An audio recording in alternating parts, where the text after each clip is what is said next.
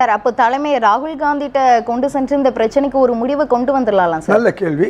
இன்னைக்கு நீங்கள் சொன்ன மாதிரி அடுத்த வருஷமாக ராகுல் காந்தி பிரதமராக இல்லை. இது வந்து அரசு சொல்லுமா அரசு, இது அரசு விஷயம். இது வந்து கட்சி அல்ல. அரசுக்கு பிறகு தான் ஏதாவது ஒரு பிரச்சனை வரும்போது தான் அது கட்சிக்கு வரும். இப்போ நாம் எங்கே எதை தொட்டால் எந்த சுவிட்சை தொட்டால் கரண்ட் வருங்கிறது, எந்த சுவிட்சை தொட்டால் லைட் வரும் தான் பார்க்கணும். தேவையில்லாத ஒரு சுவிட்சை தொட்டோம்னா பேனி வராது, கரண்ட்டு வராது. இப்போ நாம் வந்து ரெண்டு விஷயம். ஒன்று, ஒன்றிய அரசு நமக்கு எதிராக மேகதாட்டு விஷயத்தில் போகக்கூடாது. இன்னொன்று, அப்படி போனால் நாம் உச்சநீதிமன்றத்தில் போகணும்.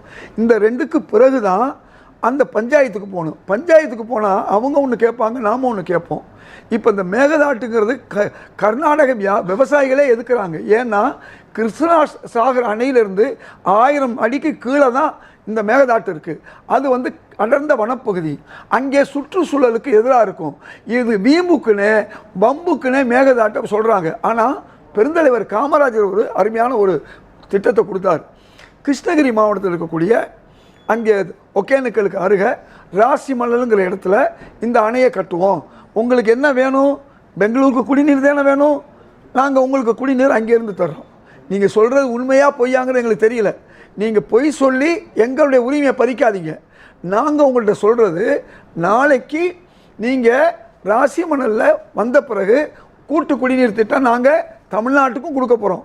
ஏற்கனவே உங்களுக்கு ஜப்பானுடைய திட்டம் முன்னாள் முதல்வர் ஸ்டாலின் அவர்கள் துணை முதல்வராக இருந்த பொழுது அந்த குடிநீரத்துக்கு ரொம்ப முயற்சி எடுத்தார்.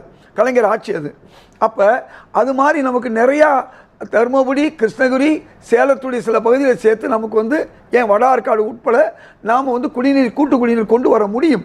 அப்போ பெருந்தலைவர் காமராஜர் கொடுத்த அந்த யோசனை, அந்த திட்டம் இன்றைக்கும் ஒகேனக்கல் மின்வாரியத்தில் அந்த திட்டம் இருக்குது. அந்த திட்டப்படியாவது நாம் செஞ்சோம்னா நிச்சயமாக வந்து ஒட்டுமொத்த இந்த மேகதாட்டு அணையை தடுக்கலாம். இது ஒரு ஆலோசனை. இந்த ஆலோசனையாவது ஒன்றிய அரசை சொல்லலாம். அதனால் இன்றைக்கு இருக்கக்கூடிய தாவேக அரசுக்கு நாங்கள் முழு ஆதரவு கொடுக்குறோம். நான் மட்டும் இல்லை, பிஜேபி உட்பட, திமுக உட்பட எல்லா கட்சியும் கொடுக்குது. இது எதுக்குறோம். அதே நேரத்தில் நாம் இப்போ செய்ய வேண்டிய ஒரே விஷயம், பிரதமரை வலியுறுத்தணும். அவருக்கு கீழே இருக்கக்கூடிய அந்த நீர்வளத்துறை அமைச்சகம் இருக்கு இல்லையா, அந்த அமைச்சகம் மேகதாடு கிடையாது.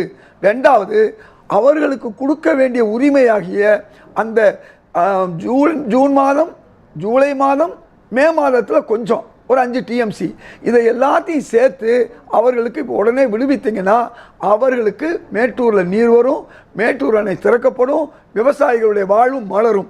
அப்படிங்கிறத எடுத்து சொல்லுவதற்கு தான் இந்த தீர்மானம். இப்போ நாம் செய்ய வேண்டிய கடமை, நம்முடைய அதிகாரிகள் ஏற்கனவே சில விவரமான அதிகாரி இருந்தாங்க. இப்போ நம்முடைய அதிகாரிகளும் நம்முடைய அமைச்சரும் இந்த சமீபத்தில் நடக்க போகக்கூடிய அந்த நீர் வள கூட்டத்தில் போய் கலந்துக்கிட்டு மேகதாட்டை நீக்கிறது மட்டுமல்ல, எங்களுக்கு உடனடியாக தண்ணீர் கொடுக்கணுங்கிறதையும் சொல்லணும். ஏன்னா ஏற்கனவே பாஜக காலத்தில் ஷட்டரை மூடினாங்க. ஷட்டருங்கிறவரே மூடினார். இந்த இடத்துல நேர போய் எடியூரப்பாங்கிறவர் பிஜேபிக்காரர் மேகதாட்டுக்கே நேர போய் பூஜை போட்டார். ஆனால் இவர் தூரத்திலிருந்து தான் சிவகுமார் சொல்லிக்கிட்டார். இருந்தாலும் ஒவ்வொரு ஆட்சி வரும் பொழுதும் அது காங்கிரஸோ பாஜகவோ ஜனதாதளமோ யாராக இருந்தாலும் எல்லாருமே அவங்க மக்களுக்கு போராடுறதாக, ஓட்டு வாங்குறதுக்காண்டி இந்த மாதிரி ஒரு இதை தேவையில்லாமல் கொளுத்தி போடுறாங்க மேகதாட்டை. அதை கர்நாடக மக்கள் அவர்களை எதிர்க்கணும். ஏன்னா இது கர்நாடக சுற்றுச்சூழலுக்கு எதிரானது, விவசாயிகளுக்கு எதிரானது. அங்கே இந்த விவசாயம் பண்ண முடியாது, கீழே இருக்குது. அதனால் இதை நாம் வலியுறுத்த வேண்டும். அந்த பிரதமர் மோடிகிட்ட வலியுறுத்தணும். ரெண்டாவது யார்கிட்ட வலியுறுத்தணும்? நீர்வளத்துறை வலியுறுத்தணும். உடனடியாக சுப்ரீம் கோர்ட்டுக்கு போய் சட்ட ரீதியாகவும் போராடணும். ஏன்னா பல நேரங்களில் உச்சநீதிமன்ற தீர்ப்புனால தான் நமக்கு ஆணையம், வாரியம் இதெல்லாம் வந்தது, உங்களுக்கு தெரியும். அதனால தான் நமக்கு இந்த அளவுக்காவது ஒரு ரிலீஃப் கிடச்சிச்சு. இந்த 210 கூட இல்லாமல் ஆக்கிடுவாங்க அவங்க. அப்படிப்பட்ட ஒரு சூழலில் நாம் செய்ய வேண்டிய கடமை, நம்முடைய வேலை என்னன்னா, இன்றைக்கி பிரதமர் தான் அழுத்தம் கொடுக்கணும். அந்த கூட்டத்துக்கு நம்ம போய் அதை அழுத்தம் கொடுக்கணும். அதன் பிறகு அவர் செய்ய முடியாத பட்சத்தில் நீங்கள் சொல்லக்கூடிய காங்கிரஸ் கூட்டணி ஆட்சி இங்கே இருக்குது, தாவேக ஆட்சி இருக்குது. நீங்கள் கேட்குற கேள்விக்கு நான் பதில் தானாகவே கொண்டு வந்துடுறேன். நாங்கள் 2 பேரும் அழுத்தம் கொடுக்க முடியும். யார்கிட்ட கொடுக்க முடியும்? அகில இந்திய தலைமை நீங்களாவது பார்த்து சொல்லுங்கள். யார்கிட்ட சொல்லுங்கள்? அங்கே இருக்கக்கூடிய அரசாங்கத்திட்ட சொல்லுங்கள், இதை வந்து கைவிடுங்க, உடனடியாக தண்ணி கைவிடுங்கன்னு சொல்ல முடியாது, தண்ணீரை கொடுங்க, இமிடியேட்டாக கொடுக்க வேண்டிய தண்ணீரை கொடுங்க. ஏன்னா ஏற்கனவே பாரத பிரதமராக இருந்த நரசிம்மராவ் அவர்கள் 2-3 தடவை 11 டிஎம்சி கொடுக்க சொல்லி உடனே கொடுத்தாங்க. அதே மாதிரி நீதிமன்ற உத்தரவும் நமக்கு ஆதரவாக இருந்துச்சு. அந்த மாதிரி நடந்தது காங்கிரஸ் ஆட்சி காலத்தில் 2 முறை முன்னாள் பிரதமர் நம்முடைய டாக்டர் மன்மோகன் சிங் இருக்கும்போதும் நடந்துச்சு.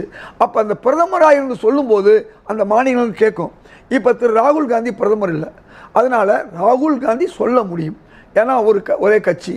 ஆனால் இதுதானே ஒழிய இதில் காங்கிரஸுக்கும் தாவேகாவுக்கும் எந்த சிக்கலும் இல்லை. காங்கிரஸுக்கும் தமிழ்நாட்டு காங்கிரஸுக்கும் தமிழ்நாட்டு விவசாய மக்களுக்கும் எந்த விதமான பிரச்சனையும் இல்லை. நாம் எல்லாரும் ஒன்றிணைந்து தான் போராடுறோம். அதில் காங்கிரஸும் வேகமாக போராடுகிறது, நாங்களும் அழுத்தம் கொடுப்போம்.